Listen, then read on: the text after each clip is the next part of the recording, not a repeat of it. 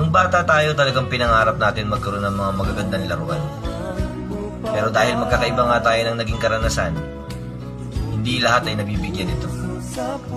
Nakakatuwa lang isipin na yung iba kung kailan tumanda, sa kanila binili yung mga laruang pangarap nila. Na-realize ko lang, hindi pala porkit hindi binigay sa'yo dati, ay hindi na talaga siya para sa iyo. Minsan kailangan lang natin mag-antay at magsumikap para yung mga bagay na hindi sa'yo binigay noon, ay posibleng makuha mo na ngayon.